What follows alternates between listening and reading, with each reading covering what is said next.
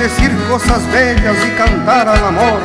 Nosotros que le damos la voz enronquecida de los que te cantaron con su fibra mejor.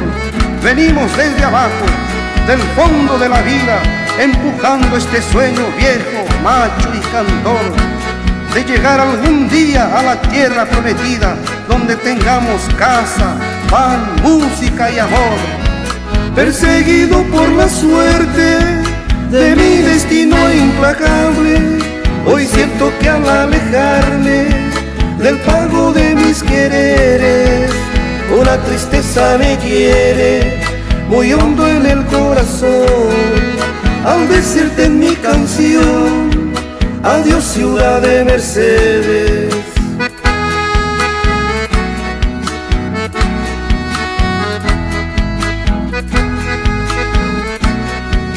Buscamos una tierra que sea casa y no guarida, donde se dé la mano pero de corazón, donde ya nadie deba tocar solamente por la comida y no te sea imposible robar una canción.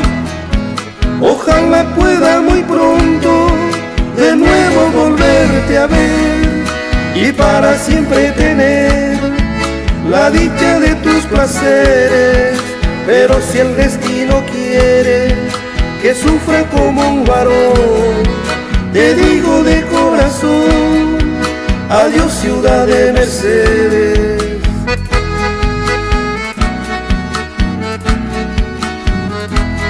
Allí los que luchamos por ser algo en la vida, veremos que era cierto este mundo mejor, y ahora cuesta y duele y deja malherida la carne de los sueños en nuestro corazón.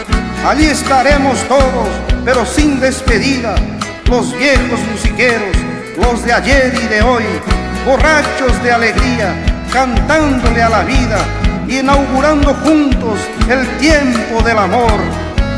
Mi último pensamiento le dedico a la partida, por la que jamás sentida, heranza del alma puede. Adiós digo a tus mujeres y a tus recuerdos queridos, repitiendo entre suspiros, adiós ciudad de Mercedes.